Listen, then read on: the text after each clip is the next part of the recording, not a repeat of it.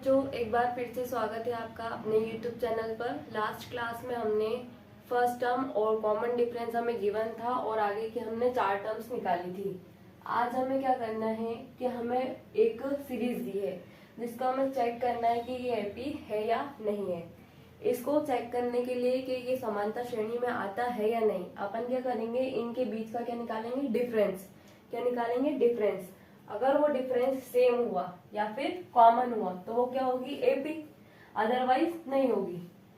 तो अपना ए क्या दिया है, 2 दिया है, और a प्लस डी की वैल्यू कितनी दी है अपन को, 4 दिए। या फिर अपन इसको बोल सकते हैं a1 बराबर दिया है 2 और a2 बराबर दिया है अपन को 4 और a3 की वैल्यू कितनी गिवन है अपन को, 8 और a4 की वैल्यू अपन को गिवन है 16। कॉमन डिफरेंस कैसे निकालते हैं अपन, सेकेंड वाली टर्म में से फर्स्ट वाली टर्म माइनस करके। तो यहाँ पर अपनी सेकेंड टर्म क्या है, 4। तो अपन क्या करेंगे, D1 निकालने के लिए A2 माइनस का A1 करेंगे। मैंने D1 क्यों बोला यहाँ पर, D क्यों नहीं बोला, क्योंकि अपन अभी डिफरेंस निकाल रहे हैं। अपन को ऑलरेडी पता नहीं है कि डिफरेंस सेम है या फिर नहीं है। अगर सेम होता तो ओनली D लिखते, लेकिन अभी अपन को खुद पता करना है कि डिफरेंस सेम है या नहीं है। तो D1 निकालेंगे तो हो जाएगा A2 माइनस A1। A2 की वैल्यू अपन को गिवन है 4, तो अपन करेंगे 4 माइनस का A1 की वैल्यू गिवन है अपन को 2। तो D1 की वैल्यू आ गई अपने पास 4 माइनस 2 जो कि क्या है 2। अब अपन निकालेंगे D2 की वैल्यू। D2 की वैल्यू कैसे निकलेगी, A3 माइनस A2 करके। A3 की वैल्यू कितनी है अपने पास, 8 और A2 की वैल्यू कितनी है अपने पास, 4। तो D2 की वैल्यू कितनी आ गई, 4।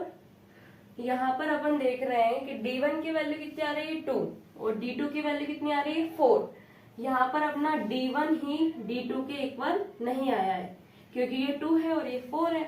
अगर दो टर्म्स के बीच में भी डिफरेंस सेम नहीं आया है, मीन्स ये एपी नहीं है। तो इसको आगे सॉल्व करने की कोई जरूरत नहीं है। This is not an AP. अगर ये एपी होता तो हम उसके आगे के 4 टर्म्स भी फाइंड आउट करते हैं, है ना, लेकिन ये एपी है ही नहीं। उसके बाद अपन सेकंड क्वेश्चन पे देखते हैं। कौन से, सेकंड क्वेश्चन पे। इसमें अपन को A1 की वैल्यू क्या गिवन है, 2। क्या गिवन है, 2। उसके बाद A2 की वैल्यू गिवन है अपन को 5/2 और A3 की वैल्यू गिवन है अपन को 3 और A4 की वैल्यू गिवन है अपन को 7/2। अब अपन क्या निकालेंगे, वापस से कॉमन डिफरेंस। तो अपन निकालते हैं सबसे पहले D1। D1 कैसे निकालेंगे, A2 माइनस A1 करके। A2 की वैल्यू क्या गिवन है, 5/2। तो 5/2 में से माइनस करेंगे अपन A1।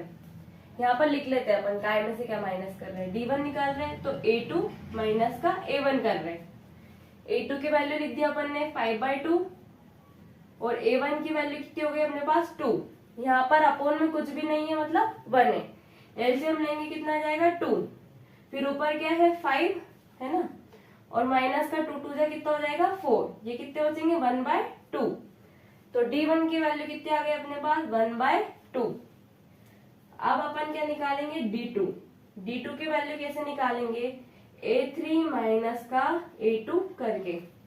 यहाँ पर जो 2 लिखा है उससे एक ज्यादा लो, फिर उसमें से एक माइनस कर दो। यहाँ पे 2 था तो 3 वाला टर्म्स लिया, फिर उसमें से एक कम वाला टर्म्स माइनस कर दिया। तो A3 की वैल्यू क्या थी अपने पास, 3। A3 की वैल्यू कितनी अपने पास, 3 और A2 की वैल्यू कितनी अपने पास, 5/2। तो ये लिख दिया 5/2। फिर से इसके अपोन में क्या है, 1। इन दो का एलसीएम क्या जाएगा, 2 आ जाएगा और 3 2 कितने हो जाएंगे, 6 और माइनस का 5 करेंगे तो ये 5 हो जाएगा और ये क्या जाएगा, 6 में से 5 गए तो 1/2। अभी अपना D1 और D2 क्या आ रहा है, 1/2, मतलब दो टर्म्स के बीच में तो सेम डिफरेंस आ गया। अपन क्या करेंगे, आगे की टर्म्स में भी देखेंगे सेम, अगर उनमें भी सेम आता है तो ये एपी होगा। तो अब अपन निकालते हैं कौन से में, A3 और A4 में।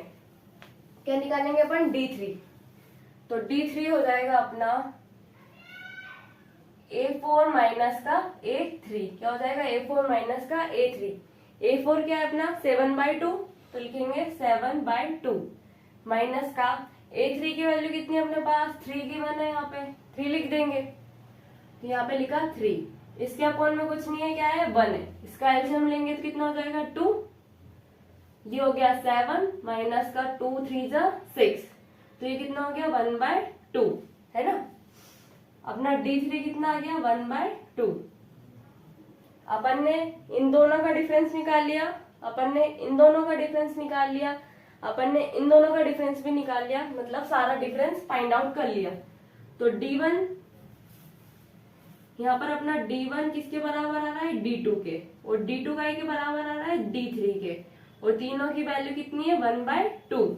अब अपन क्या निकालेंगे, इनके आगे की 4 टर्म्स। वो 4 टर्म्स कैसे निकलेंगी, मैंने पहले भी बताया था। ये क्या है फर्स्ट टर्म है, क्या है फर्स्ट टर्म, और ये क्या है सेकेंड टर्म, और ये थर्ड टर्म, ये है फोर्थ टर्म। फोर्थ के बाद कौन सी आएगी फिफ्थ, फिफ्थ के बाद सिक्स, सिक्स के बाद सेवंथ, और सेवंथ के बाद एट्थ। फिफ्थ टर्म को हम कैसे लिखते हैं a+4d करके, a+4d करके। a की वैल्यू कितनी है अपने पास 2 लिख देंगे, प्लस 4 इंटू डी की वैल्यू कितनी है अपने पास 1/2, तो अपन यहाँ पे लिख देंगे 1/2।